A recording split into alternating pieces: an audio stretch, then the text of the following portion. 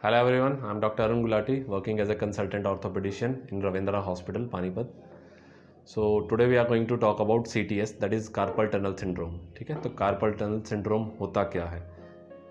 हमारे रिस्ट में दोनों साइड में जो हमारे टेंडन्स हैं उनको बांधने के लिए एक टनल बनाई गई है। यहाँ पर रहता है फ्लेक्सर रेटिनाकुलम, जो कि एक कवरिंग है इन सारे टेंडन्स को यहाँ बांधने के लिए। हमारी इस वाली हड्डी और इस वाली हड्डी को बांधता है फ्लेक्सर रेटिनाकुलम, जिसके नीचे से बहुत सारे टेंडन पास होते हैं। टेंडन के साथ साथ में हाथ की एक नस भी है जिसको भी हम मीडियन नर्व बोलते हैं, जो कि उस टनल में से पास करती है। तो CTS बेसिकली होता क्या है, जो मीडियन नर्व है उसका कंप्रेशन हो जाता है, यानी कि उस पर दबाव आने लगता है। किसी भी नस पे दबाव आएगा तो उसमें कमज़ोरी आएगी, उसमें दर्द रहेगा और पेशेंट को कंटिन्यूस पेन की वजह से उसकी डेली लाइफ थोड़ी सी दिक्कत रहती है उसमें। तो मीडियन नर्व ये वाली दो उंगलियों का, अंगूठे की साथ वाली दो उंगलियों को सप्लाई करती है, इसकी सेंसरी सप्लाई है। तो अगर इस नस में दबाव आता है तो इन दो उंगलियों में थोड़ी कमज़ोरी आती है और पेशेंट को कंटिन्यूसली इन दो उंगली में पेन रहता है।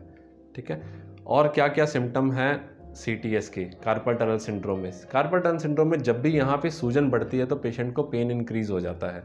उसका हम टेस्ट कैसे करते हैं? अगर हम पेशेंट को ऐसे करने के लिए बोलते हैं और 1 मिनट के लिए ऐसे सस्टेन करने के लिए बोलते हैं तो पेशेंट सस्टेन नहीं कर पाता है, बिकॉज ऐसे करने से ये वाली टनल के अंदर का प्रेशर और बढ़ जाता है, नर्व के पास होने की जगह और कम हो जाती है, तो उस पर कंप्रेशन आएगा तो ऑब्वियसली उसमें दर्द रहेगा। तो ये है बेसिक कार्पल टनल सिंड्रोम का जो आपके सिम्टम्स रहते हैं बेसिकली कार्पल टनल सिंड्रोम के। तो how do we detect it, इसका क्या टेस्ट है? ठीक है, तो इसके लिए हम EMG NCV कराते हैं। EMG is electromyography and NCV is nerve conduction velocity studies. तो ये दो टेस्ट से हमें पता लगता है कि मीडियन नर्व में कितना दबाव है, उसकी कंडक्शन की वेलोसिटी, यानी कि जो नस में करंट दौड़ता है उसकी वेलोसिटी, उसका जो स्पीड है वो कितनी कम हो गई है।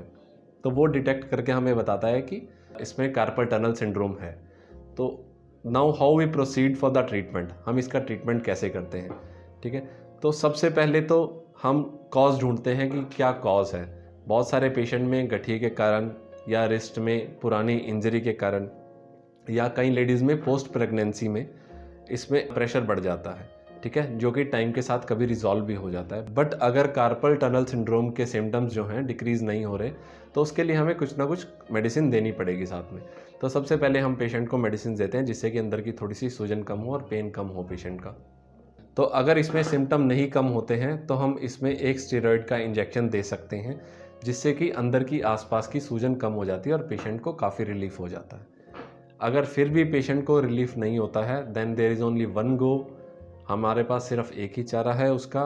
यहाँ पे कार्पल टनल सिंड्रोम के यहाँ पे चीरा लगा के कार्पल टनल को थोड़ा सा खोल दिया जाता है, फ्लेक्सर रेटिनाकुलम को काट दिया जाता है थोड़ा सा, जिससे कि उस नस पे जो सिम्टम आने, कंप्रेशन आना बंद हो जाता है, तो सिम्टम ऑटोमेटिकली कम हो जाते हैं पेशेंट के।